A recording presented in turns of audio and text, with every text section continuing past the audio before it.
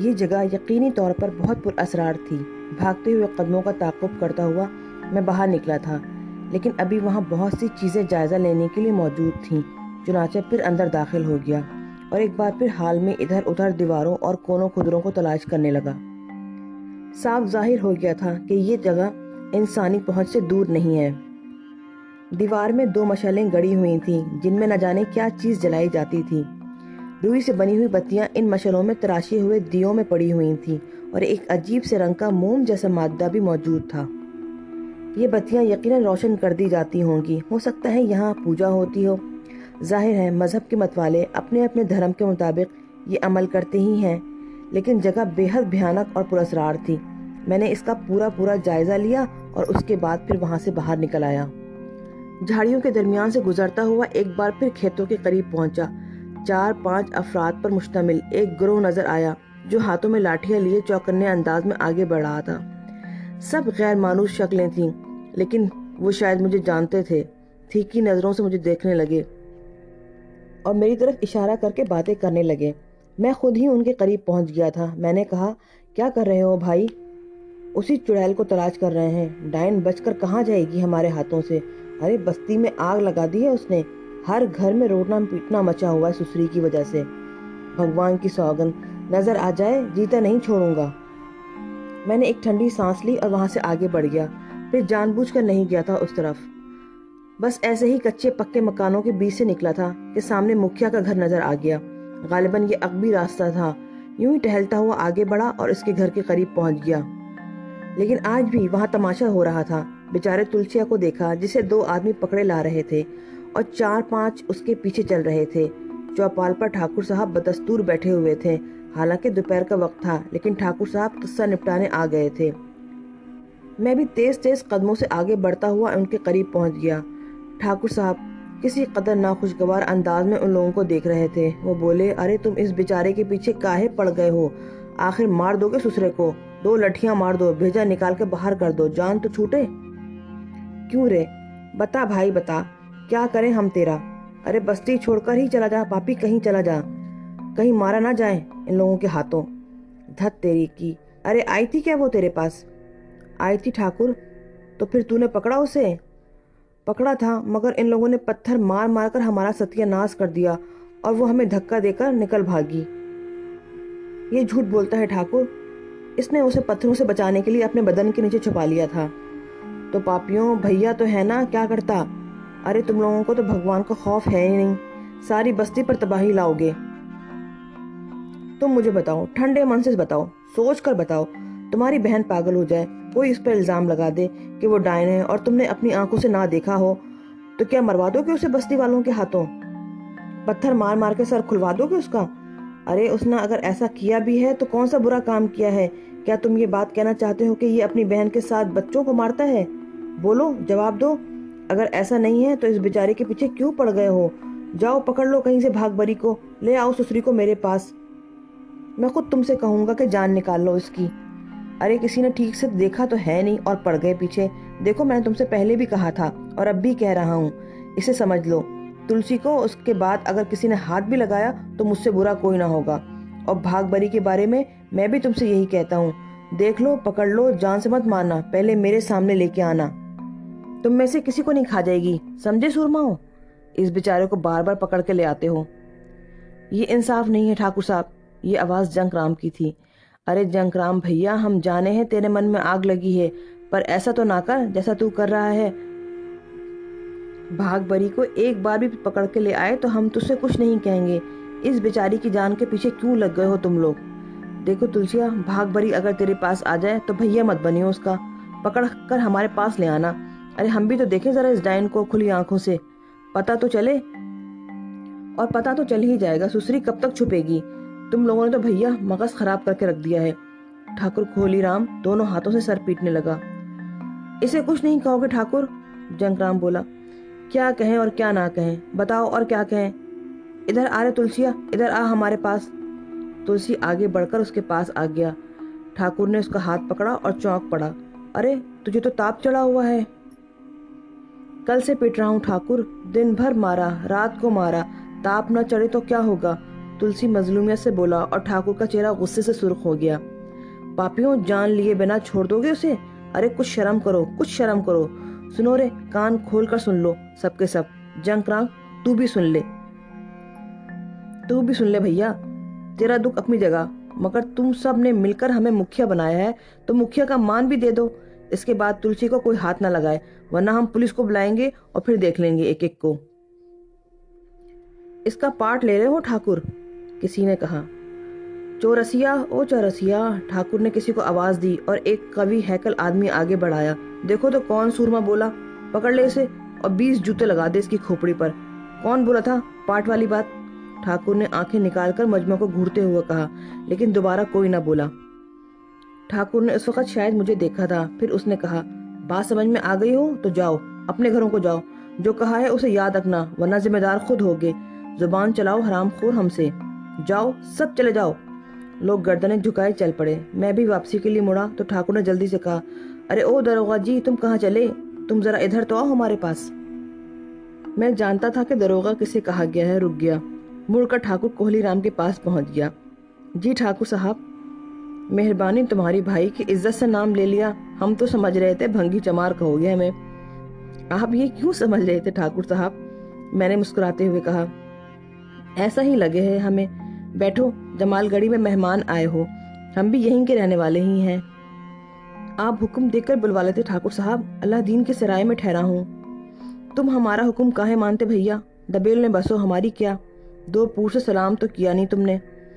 سلام اپنی مرضی سے کیا جاتا ہے ٹھاکر صاحب، آپ کی بستی میں بھی مسلمان رہتے ہیں، آپ جانتے ہوں گے کہ مسلمان کسی کے حکم پر نہیں جھکتے۔ ارے بیٹھو تو 2-4 گھڑی، کچھ جل پان کرو۔ شکریہ، میں بیٹھ جاتا ہوں۔ تم خوب پھنسے اس پھیر میں۔ بستی میں کس سے ملنے آئے تھے یا ایسے ہی گزر رہے تھے؟ بس گزر رہا تھا ٹھاکر، پتہ نہیں میری بدقسمتی تھی یا کسی اور کی کہ میں نے وہ منظر دیکھ لیا۔ بھگوان جانے کیا سچ ہے کیا جھوٹ، فیصلہ تو بھگوان ہی کرے گا۔ بھاگ بری باولی ہو گئی ہے، بچے مر گئے تھے اس کے، پتی بھی مر گیا بیچارہ، مگر ایسے کیسے ہو گیا؟ ایسی عورت ڈائن کیسے بن گئی؟ وہ باولی تو ہے، ہو سکتا ہے بچے کی لاش پڑی ہو اور وہ پاگل پن کے پاس اس کو بیٹھ کر ٹٹولنے لگی ہو۔ تم نے غور سے اسے دیکھا تھا؟ وہ بچے کو مار رہی تھی۔ پہلے بھی بتا چکا ہوں، اس کی پیٹھ تھی میری طرف۔ بھگوان جو کرے اچھا کرے، بستی والے اسے چھوڑیں گے نہیں، ہم تو کچھ اور سوچ رہے ہیں، پولیس لا کر بھاگ بری کو پکڑوا دیں۔ پولیس جانے اور اس کا کام۔ ابھی ٹھاکر نے اتنا ہی کہا تھا کہ اندر سے ایک لمبی تڑنگی عورت نکل آئی اور کرخت لہجے میں بولی، تمہیں پنچایت لگانے کے علاوہ کوئی اور کام بھی ہے؟ جب دیکھو پنچایت لگائے بیٹھے ہو، کاکا بلا رہا ہے اتنی دیر سے۔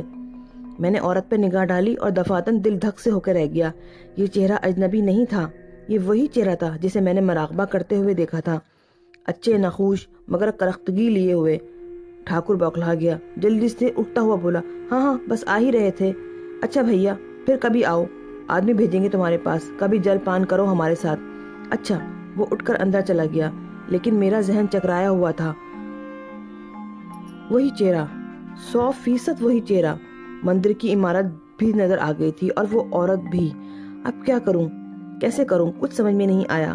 سرائے واپس آ کر میں بھی سوچتا رہا اور کئی دن سوچتا رہا، کچھ سمجھ میں نہیں آیا۔ جمال گڑھی میں قیام کی 5ویں رات تھی، میں پریشان تھا، بات کسی طور آگے نہیں بڑھ رہی تھی۔ 3 دن سے خاموشی تھی، باغ بری بھی شاید دور نکل گئی تھی۔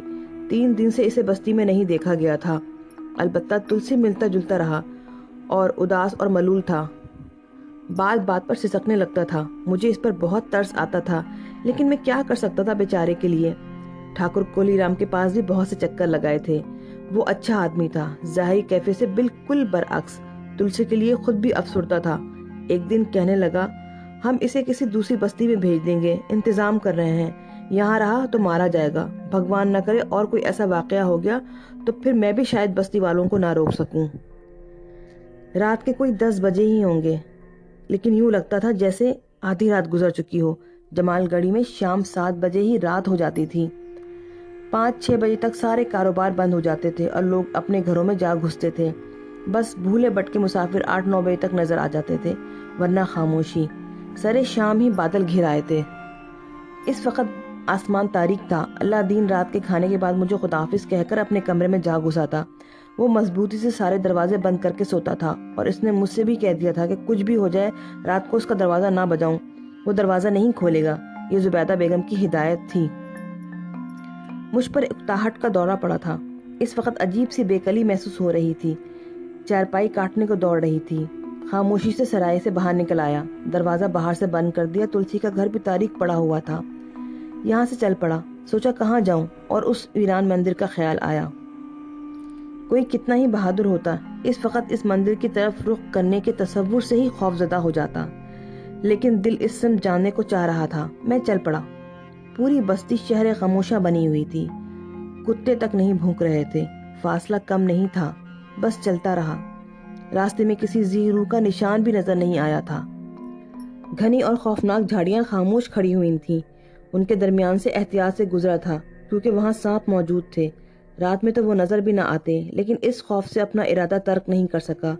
کوئی انجانی قوت مجھے وہاں لے جا رہی تھی۔ تاریک مندر تاریکی میں اور بھیانک نظر آ رہا تھا، لیکن اس کے دروازے سے اندر قدم رکھتے ہی بری طرح چونک پڑا۔ کسی بچے کے سسک سسک کر رونے کی آوازیں سنائی دے رہی تھیں۔ وہ روتے ہوئے کہہ رہا تھا، ماں ماں کھول دو، بھگوان کی سوگند، اب باہر نہیں جاؤں گا۔ ماں بہت ڈر لگ رہا ہے، ماں دیا جلا دو، تمہاری بات مانوں گا، باہر نہیں جاؤں گا۔ ماں رسی میرے پیر کاٹ رہی ہے، ماں پیٹھ میں کھجلی ہو رہی ہے، کھول دو ماں۔ دل دھاڑ دھاڑ کرنے لگا، اپنی جگہ ساکت ہو گیا۔ خون کی روانی طوفانی ہو گئی، کنپٹیاں آنکھ اگلنے لگیں۔ رکنا بہتر ہوا، اندر داخل ہو جاتا تو یقیناً وہ نہ ہوتا جو دوسرے ہی لمحے ہو گیا۔ اندر یک بیک روشنی ہو گئی، وہی دونوں مشلیں روشن ہو گئی تھیں جو اس دن دیکھی تھیں۔ میں فوراً ایک محراب کے ستون کی آڑ میں ہو گیا۔ روشنی نے اندر کا ماحول اجاگر کر دیا تھا اور میں اس ماحول کو دیکھ سکتا تھا۔ ہنومان کا بت اسی طرح ایستادہ تھا۔ اس کے پیروں کے نزدیک ایک 8-9 سالہ بچہ رسی سے بندھا ہوا پڑا تھا۔ روشنی ہوتے ہی وہ سہم کر ساکت ہو گیا تھا۔ ہنومان کے بت سے کوئی 4-5 قدم کے فاصلے پر کالے اور ڈھیلے ڈھالے لباس میں ملبوس ایک وجود سر نہواڑے بیٹھا ہوا تھا۔ کچھ فاصلے پر ایک مرد نظر آ رہا تھا جس نے چہرے پر ڈھاٹا باندھا ہوا تھا۔ سیاہ لباس میں ملبوس وجود کا چہرہ بھی ڈھکا ہوا تھا۔ بے حد پراسرار اور خوفناک ماحول تھا۔ دم روک دینے والا سناٹا طاری تھا۔ بچے کی سہمی آنکھیں گردش کر رہی تھیں۔ وہ رونا بھول گیا تھا۔ تب ایک آواز ابھری، نندا۔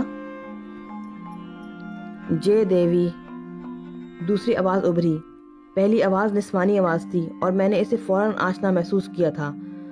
دوسری بھاری آواز تھی، مردانہ آواز، اور اجنبی تھی۔ ہاتھ پاؤں کھول دے اس کے، جے دیوی، مردانہ آواز نے کہا۔ روشنی میں ایک آبدار خنجر کی چمک ابھری اور ڈھاٹا باندھے ہوئے شخص آگے بڑھ کر بچے کے پاس پہنچ گیا۔ اس نے ایک لمحے میں بچے کے ہاتھ اور پیروں میں بندھی رسیاں کاٹ دیں۔ بچہ تڑپ کر اٹھا تو مرد نے خوفناک آواز میں کہا، لیٹا رہے، اپنی جگہ لیٹا رہے، ہلا تو گردن کاٹ کر پھینک دوں گا۔ سہما ہوا بچہ جیسے بے جان ہو گیا تھا۔ وہ اپنی جگہ لڑک گیا تھا۔ سیاہ پوش عورت اٹھ کھڑی ہوئی۔ وہ لمبے قد و قامت کی مالک تھی۔ اس نے ہاتھ بڑھا کر خنجر مرد کے ہاتھ سے لے لیا اور آہستہ آہستہ آگے بڑھ کر بچے اور ہنومان کے بت کے قریب پہنچ گئی۔ پھر اس کی بھیانک آواز ابھری، جے بجرنگا، 7ویں بلی دے رہی ہوں، اسے سویکار کر، بجرنگ بلی، میری بھیٹ سویکار کر، میری ہنومان کامنا پوری کر دے، تیرا وچن ہے، آخری بلے کی بات میری گود ہری کر دے گا، مجھے بچہ دے دے بجرنگ بلی، مجھے بیٹا دے دے بجرنگ بلی۔ صورتحال سمجھ میں آ گئی۔ پتہ چل گیا کہ اب اس کے بعد کیا ہونے والا ہے۔ اور تو کچھ سمجھ میں نہیں آیا، مگر میں جس قدر بھیانک آواز بنا سکتا تھا بنا کر چیخا، بھاگ بھری، وہ مندر میں گھسی ہے، نہیں پکڑنا، وہ رہی، وہ رہی۔ ایک چھوٹا سا سنگی مجسمہ رکھا ہوا تھا جو میری ٹکر سے زور سے اپنی جگہ سے گرا اور نیچے آ کر چور چور ہو گیا۔ اس کے ٹکڑوں کے گر کر بکھرنے کا چھناکا مندر میں گونج اٹھا تھا۔ مجھے خود یوں محسوس ہوا جیسے میرے ساتھ بے شمار لوگ چیخ رہے ہوں، اور نتیجہ نکل آیا۔ عورت سے پہلے مرد بھاگا اور اس کے پیچھے عورت قلانچے لگاتی ہوئی باہر نکل گئی۔ وہ مشعلیں جلی چھوڑ گئے تھے۔ اپنے عمل کو پختہ کرنے کے لیے میں نے اور زور زور سے چیخنا شروع کر دیا اور رات کے پرہول سناٹے میں میری چیخیں دور دور تک پھیل گئیں۔ بچے نے دہشت سے دوبارہ رونا شروع کر دیا۔ میں جلدی سے اس کے پاس پہنچ گیا۔ میں نے اس کا ہاتھ پکڑا اور وہ چیخ پڑا، اٹھو بیٹے، میں تجھے نہیں ماروں گا، اٹھو، میں تو تجھے بچانے آیا ہوں۔ کوئی بڑا ہوتا تو شاید زندہ ہی نہ رہ پاتا، خوف کے مارے، لیکن بچہ تھا، اٹھ کھڑا ہوا۔ اب باہر نہیں کھیلوں گا، مجھے مت مارو چاچا۔ بالکل نہیں ماروں گا، آپ میرے ساتھ چل۔ میں نے اس کا ہاتھ مضبوطی سے پکڑ کر دروازے کی طرف بڑھتے ہوئے کہا۔ جانتا تھا کہ باہر خطرہ ہے، کچھ بھی ہو سکتا ہے دونوں جھاڑیوں میں ہی چھپے ہوں اور اکیلا پا کر حملہ کر دیں۔ مندر میں رکنے سے اور خطرہ تھا، آسانی سے گھیر لیا جاؤں گا۔ کسی نے اگر خبر کر دی اور مجھے اس بچے کے ساتھ دیکھ لیا تو حالات بگڑ سکتے تھے۔ نکل جانا ہی کسی سے ہر طرح سے بہتر تھا۔ اللہ کا نام لے کر باہر نکل آیا۔ رات کے بے قرار سناٹے میں کوئی آواز نہیں تھی۔ اس وقت تک خاموش رہا جب تک جھاڑیوں کے کھیت سے باہر نہ نکل آیا۔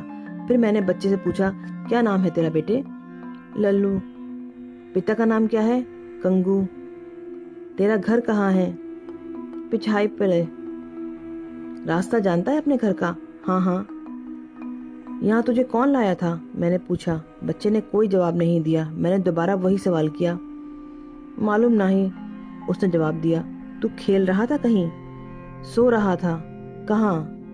اپنے گھر میں۔ ماتا جی نے کہا تھا کہ ڈائن پھر رہی ہے، باہر کلیجہ نکال کر کھا جائے گی۔ باہر مت کھیلیو، ہم تو سو رہے تھے چاچا۔ پھر تو یہاں کیسے آیا؟ بھگوان کی سوگند ہمیں نہ معلوم، ہم تو سمجھے ماتا جی نے پاؤں باندھ دیے ہیں۔ اس نے یہی کہا تھا کہ کھیلنے باہر گئے تو ہاتھ پاؤں باندھ کر ڈال دے گی۔ میں نے گہری سانس لی، سمجھ گیا تھا کہ بچے کو بے ہوش کر کے لایا گیا تھا، اور یقیناً وہی کھیل ہونے والا تھا جو پہلے 5 بچوں کے ساتھ ہوا تھا، پھر چھٹے بچے کے ساتھ، اور اب یہ 7واں بچہ۔ بستی میں داخل ہو کر بچے سے اس کا گھر کا پتہ پوچھا اور وہ بتانے لگا۔ گھر والوں کو بھی ابھی تک اس کی گمشدگی کا علم نہیں ہوا تھا، کیونکہ گھر خاموشی اور سناٹی میں ڈوبا ہوا تھا۔ دروازہ کھلا ہوا تھا۔ یہ یقیناً انہی لوگوں نے کھولا ہوگا جنہوں نے بچے کو اغوا کیا تھا۔ میں نے للو سے کہا، تیرے گھر والوں کو ابھی تک نہیں معلوم، جا دروازہ اندر سے بند کر لینا، اندر جا۔ بچہ اندر چلا گیا اور میں فوراً وہاں سے واپس چل پڑا۔ میری آج کی بے قلی نے بہت اہم انکشاف کیا تھا۔ ایک بچے کی جان بچ گئی تھی۔ میں بہت خوش تھا۔ یہاں سرائے میں بھی وہی کیفیت تھی، کسی کو نہ میرے جانے کی خبر ہوئی نہ واپس آنے کی۔ اپنے کمرے میں آ گیا، پھر بستر پر لیٹ کر اس بارے میں سوچنے لگا۔ ڈائن کا معمہ حل ہو گیا تھا۔ بھاگ بھری بے قصور تھی، اس پر جھوٹا الزام لگ گیا تھا، بستی والے اس کے دشمن ہو گئے تھے۔ جو آواز میں نے سنی تھی اسے پہچان لیا تھا، میری سماعت نے مجھے دھوکہ نہیں دیا تھا، یہ 100% کوہلی رام کی بیوی کی آواز تھی۔ دوسرا نام نندا کا تھا، جو اس کا شریک کار تھا۔ اس کے الفاظ یاد آ رہے تھے، 7ویں بلی دے رہی ہوں، میری گود ہری کر دے، مجھے بچہ دے دے، مجھے بیٹا دے دے۔ تو یہ قصہ ہے، وہی کالا جادو، وہی مکروہ علم۔ کمبخت عورت نے ایک اولاد کی خاطر 6 چراغ گل کر دیے تھے۔ اب سب کچھ معلوم ہو گیا تھا، میری رہنمائی کی گئی تھی۔ پہلے مجھے جمال گڑھی بھیجا گیا اور پھر ہنومان مندر، اور اس عورت کی شکل دکھائی گئی، اور اب سارے انکشافات ہو گئے تھے اور اس برائی کا خاتمہ کرنا تھا، مگر اس کے لیے کوئی عمل درکار تھا۔ باقی رات سوچوں میں گزر گئی تھی۔ صبح کو الادین کے ساتھ چائے پیتے ہوئے میں نے کہا، تم نے ٹھاکر کوہلی رام کے بارے میں خوب سنائی تھی الادین۔ کون سی کہانی بھیا؟ یہی کہ وہ کھرا ٹھاکر نہیں ہے۔ ہاں وہ، مگر کسی سے کہنا نہیں مسافر بھیا، دشمنی ہو جائے گی ٹھاکر سے۔ نہیں، مجھے کیا ضرورت ہے؟ ویسے کوئی بچہ نہیں ہے اس کا؟ نہیں، بچہ نہیں ہے۔ اسے آرزو تو ہوگی؟ ہاں ہوگی۔ ہوگی تو پوجا پاٹ کراتا رہتا ہے، رشی منی آتے رہتے ہیں، ٹھکرائن گیتا ٹونے ٹوٹ کے کرتی رہتی ہیں۔ میں نے کہا اور خاموش ہو گیا۔ اس سے زیادہ اور کیا کہتا؟ اچانک میں نے کچھ یاد کر کے کہا، یہ نندا کون ہے؟ نندا؟ کسی نندا کو جانتے ہو؟ نندا؟ ہاں، 3 نندا ہیں جمال گڑھی میں۔ کوہلی رام کے ہاں کوئی نندا ہے؟ جگت نندا؟ ہاں نندا، چمار، نوکری کرتا ہے وہاں۔ کوئی کام ہے اس سے؟ نہیں، بس ایسے ہی پوچھ لیا تھا، پتہ نہیں بیچارے تلسی کا کیا حال ہے۔ بخار میں پڑا ہوا ہے، میں صبح منہ اندھیرے چائے روٹی لے کے گیا تھا، بیچارے کو دے آیا۔ ارے اتنی صبح؟ مجھے تو پتہ ہی نہ چلا، حالانکہ میں تو جاگ گیا تھا۔ الادین مسکرانے لگا، پھر بولا، کیا کرے مسافر بھیا، عورت چھوٹے دل کی ہوئے ہے، بیوی کے ڈر کے مارے ایسے کام چھپ کر لیتے ہیں۔ اوہ اچھا، تم ڈرتے ہو اپنی بیوی سے؟ ارے کچھ تو ڈرنا ہی پڑے ہے، الادین نے ہنستے ہوئے کہا۔ میں بھی ہنسنے لگا۔ یہاں پڑے رہنے کا کوئی فائدہ نہیں تھا، ایسے ہی گھومنے نکل گیا۔ پھر کسی خیال کے تحت کوہلی رام کے گھر کا رخ کیا۔ سامنے سے گزر رہا تھا کہ کوہلی رام نے کہیں سے دیکھ لیا۔ ایک آدمی اندر سے دوڑا ہوا آیا۔ ٹھاکر جی بلا رہے ہیں۔ میں اس کے ساتھ چل پڑا۔ کولی رام دروازے کے بعد بغلی سمت بنی ہوئی ڈیوڑی میں موجود تھا۔ آؤ دروغہ جی،